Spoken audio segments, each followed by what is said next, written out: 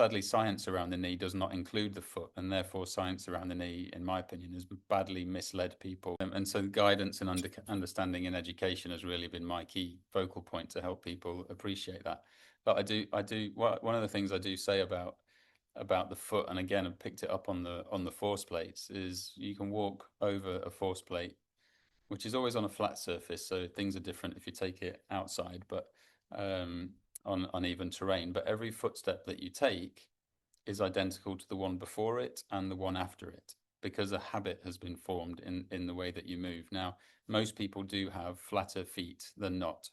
And so what we see is a consistent, repetitive footstep over time. And then when you start to realize that that footstep is connected to the knee, creating a movement in the knee, which is connected to the hip, creating a certain movement in the hip and the pelvis, which is then influencing the back, and your left foot and your right foot are different, you can suddenly see how things contort up to the pelvis and create a problem. So that repetition of every step you take is because you have created a default movement in your body.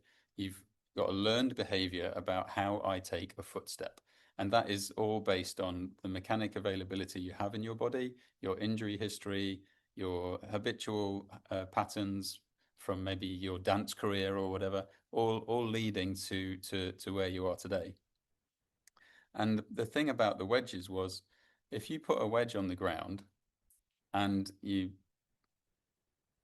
take that step, or if you put your foot on that wedge and bend your knee, the brain has an expectation about how long it's going to take to meet the ground. And so it just kind of goes through that repetitive process. But all of a sudden with a wedge, it meets the ground a little bit sooner, which means that the bones start to move in the midfoot and the tissue experiences length for the first time in a long time. And the timing is optimized, and it minimizes the movement in the knee and changes the timing in the pelvis.